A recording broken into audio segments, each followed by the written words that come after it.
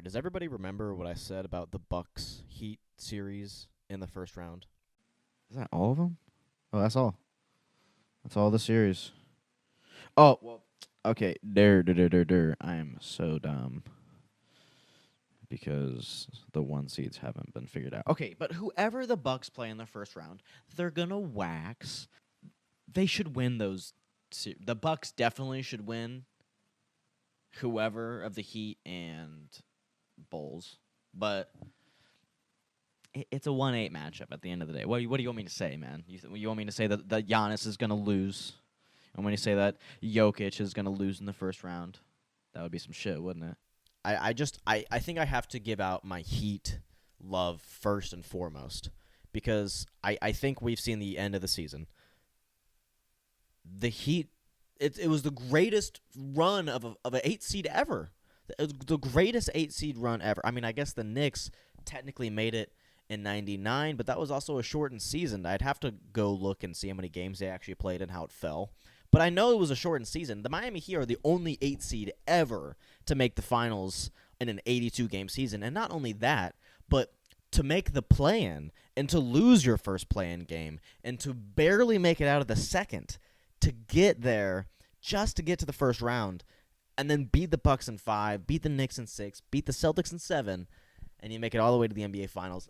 The Heat are an entire example of what NBA teams should be trying to do. Now, do I think just because the Heat had 7 undrafted players that we're all going to suddenly start being like, you know what we should start doing? Not getting good, talented players. That's not a formula that we're just going to keep doing. But there are things, just like all successful things in teams, there are things that you can take from them and apply to them yourself.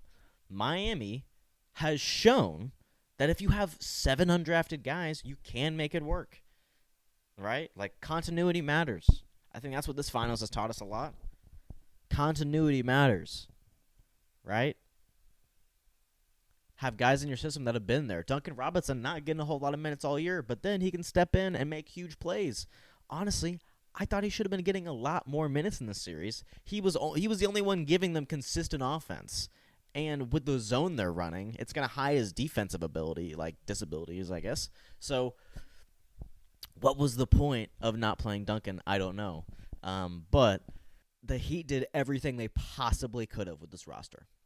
They literally just maxed out. They maxed out their roster. I think there's a world where Jimmy Butler doesn't get injured in the second round, and maybe they end up being the champion. But for them to even get here is so absurd that I just think I think in a way this is a mini championship for the Miami Heat. We will never look at the 2023 season and say, wow, the Miami Heat were champions, and nobody, will remember them as such, but everyone will remember this run. This run will be talked about for years to come. I remember hearing about the We Believe Warriors as this cultural, I don't even know how to phrase this cultural icon of a team that beat the 1-seeded Mavericks when Dirk Nowitzki won his MVP that year. And it was the most insane thing to ever think about. And for the Heat to not only do that, but then 2 more rounds heading into the finals, so impressive. If Miami has done anything this postseason is made themselves a number 1 free agent destination or next superstar to request a trade destination to Miami. I mean, Damian Lillard already came out before the finals are even over and said, yeah, I'd like to go to Miami. Now, I don't really think it's because this finals run necessarily, but it helps, right? It helps seeing guys get to the finals. And you're like, oh, hey, they're a piece away. I could be that piece. And it's not like the Heat are going to be giving up massive depth for a superstar. It's not like,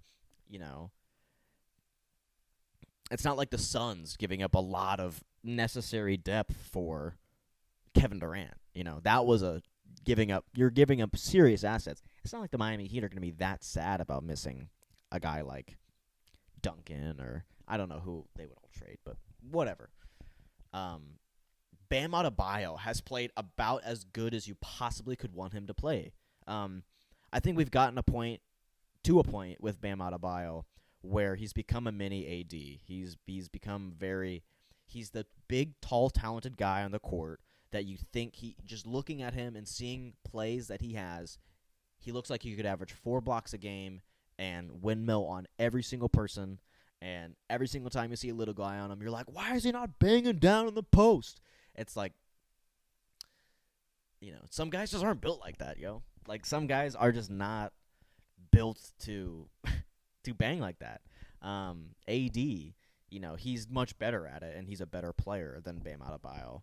But, it's the same level of frustration that comes with, like, a guy that talented and that large to not be using his size every single possession. But honestly, this finals, I think, has been his biggest point to be like, nah, bro, I'm just going to play the way I play, because he's a guy that the Nuggets were kind of sagging off, and he was making them pay viciously. I mean, on that little mid-range post, like, it's either going to be it's a mid-range shot, or if he's a little bit closer, it's that, like, little push shot. That's a good shot in their offense. And considering how little offense they have, Bam Adebayo doing that in a pretty confined system, considering their total offensive talent, that's pretty impressive. Bam Adebayo has had some really frustrating postseason games.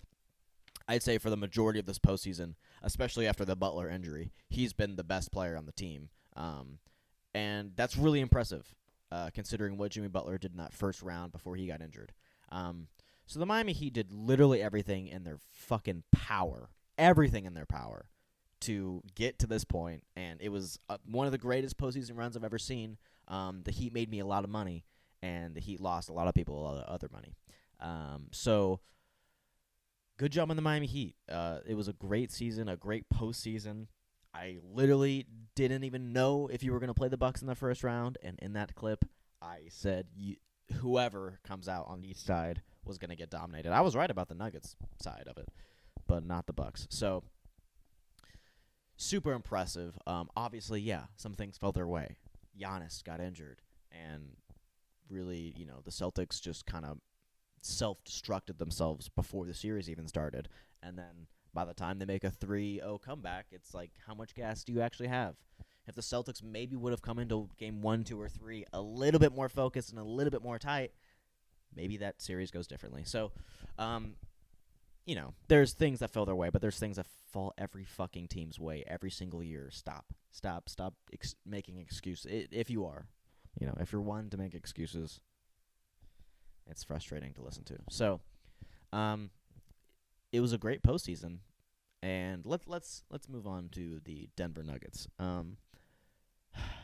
So, last time I was talking to you guys, the Lakers were still in the postseason, and it was a great time to be alive. It was a fantastic time to be a Lakers fan.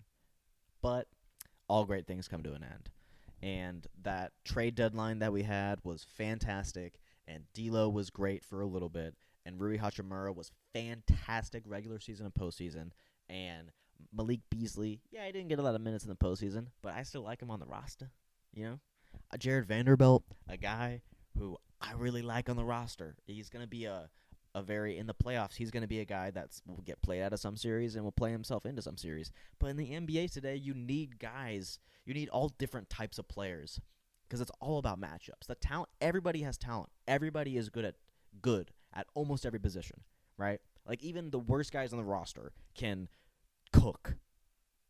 The talent level in the NBA is so insane now, where the teams that win it are the teams that just don't have as many deficiencies as the other team, as many glaring weaknesses.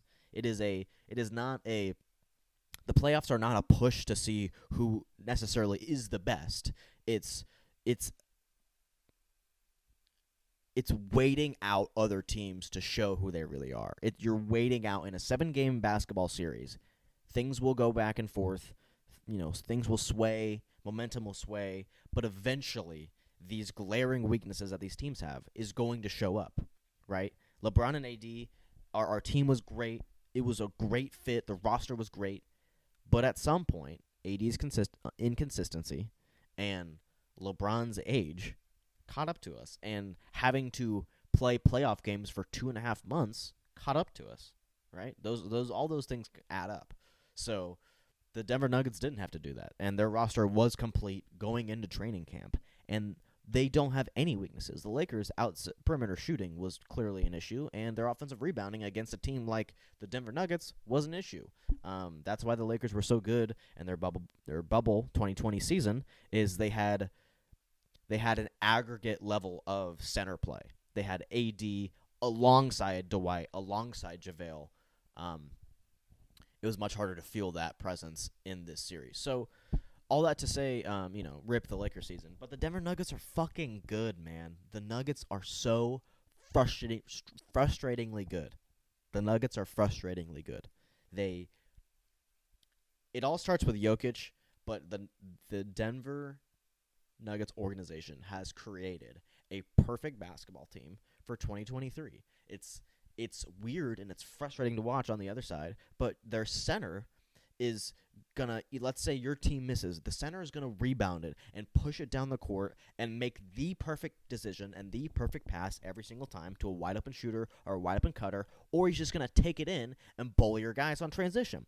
Okay, what if you make the shot? Now you go back on defense, all of a sudden Jokic in the post asking for the ball, and you're like, well, I heard J.J. Redick the other day roast Stephen A. Smith saying the Jokic post-up is like the best offensive possession in the last 5 years. So that's already scary because he can post you up and bully you down low. All right. And he was bullying AD. AD is like, if you're going to create a center to defend Jokic in 2K, you're going to create Anthony Davis. And he cooked him. One-on-one post possessions, Jokic is going to cook you. Okay? Send a double. Jokic is going to find the open man every time. And the Nuggets have done a good enough job of surrounding Jokic with guys who are going to make the shot out of the double, right?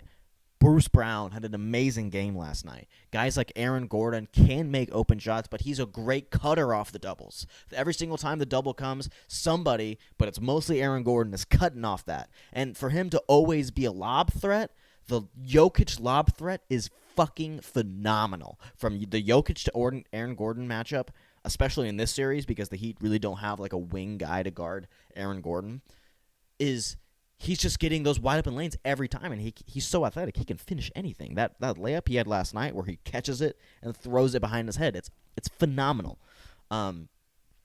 And to have all that around him with Bruce Brown, and you got Michael Porter Jr., who has been relatively bad in this finals, but he's still he's a 6'10" guy who can shoot threes, and if he gets hot, he's going to make 7 of them, right? So he's a guy that no matter how bad he's doing, he's always scaring you on when you're on defense. He's a scary offensive threat, and that can do just as much. Even if you're missing shots, if you're forcing guys to come off of other guys, that you're still creating more offense for your team.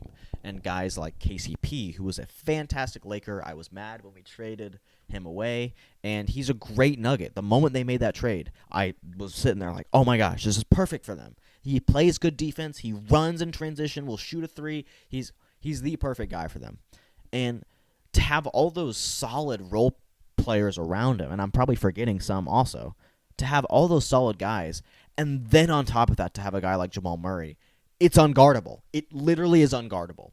And if they're just going to have any mediocre defense, it's over. You cannot guard them. I saw LeBron James and Anthony Davis, 2 of the best players in the league, but also 2 of the biggest and stout players in the league, considering the combination of the duo. They had no answers. They had no answers for Jokic. There wasn't one game where I looked at Anthony Davis, LeBron James guarding Jokic, or even in a double from the both of them. They had no answers. That's incredible. That the amount of high-level offense that takes is incredible. He right now is the only player in the league that I don't think makes offensive mistakes. He hasn't had a bad game in this postseason, and his worst games have been games where he has like 29 and 15. That's on good efficiency. That's absurd. So the Nuggets deserve to be the champions this year. I think we all were kind of underestimating them, and rightfully so. When you're a team like the Nuggets who have bounced their head against the wall for as many years as they have and not even really making any conference finals run besides the bubble, which, again, people are always going to underestimate anything that happens in the bubble. Ask a Lakers fan. People never seeing Jokic on that grand stage, it affects your legacy. It affects how people view you and what they think you're going to do in the postseason. Instead of being innocent until proven guilty, the Toronto Raptors were always a team that we looked at and said they can't get it done in the big game. And even when they traded for Kawhi Leonard, we still looked at them with some skepticism. As great as this Miami Heat run has been, and as great as they have been for the last 4 years in the postseason, if and when they lose this finals, people will always hold it up against this team and say, well, you've made it, but you haven't won it. We've treated every single good NBA team like that 4 years in the entire history of the NBA. It was fine and rightful to treat the Denver Nuggets as, I don't know, we'll see. Now, did people underestimate the total amount of talent on their roster a little bit? Yeah. But there's a reason the Nuggets weren't a talked about team this year. The Nuggets' political campaign to get their name out there in this finals run has been annoying because there's a reason you guys aren't talked about. Your number one star doesn't like talking to the media and doesn't like being around the media. That's a problem for the people who are the media and put these guys on a pedestal and sell these guys to fans. Jason Tatum is an accessible superstar. That's why a lot of people know his name. And also, he plays for the Boston Celtics. People can watch their games in the city. I mean, for Christ's sake, Denver Nuggets fans aren't allowed to watch games on cable. How messed up is that? The Denver Nuggets historically have never had any postseason success as far as making a finals run. That is also coming into play. You know why people don't think the Clippers are ever going to do anything who, actually have any smart basketball picks? It's because they haven't done anything ever in a context of going to the finals and winning the championship. Right? Like, that will always be held against them. Their star not being a very accessible and talkative superstar works against them in the media. Now, you know what helps that? Winning a fucking championship. So, yeah, the Nuggets absolutely tore my heart out in 4 straight games, and they're going to probably tear it out of the Heat in about 5 or 6. So, yeah, I kind of wanted to make this congratulatory video first because I know I'm at the point where I know the Nuggets are going to win, and they impressed me so much and so frustratingly that I'm blown away by their offensive synergy and the fact that as long as they can just put up a good defensive effort, they're going to win, and they're going to win the championship. So congratulations, Denver. You should have one sports team that's good because the Broncos certainly aren't going to do it. Frank Clark is not going to bring you to the promised land. Sorry about that one. So good job, Nuggets, I guess. Lakers are going to win the championship next year. Don't you worry. So the playoffs were great. I wish my team was in this. It always hurts when you're a series away from being in these kind of games, but it was a great postseason. I'm going to be very depressed for the next 3 months considering there's no sports, at least American football and basketball. So, I guess we'll get into some soccer.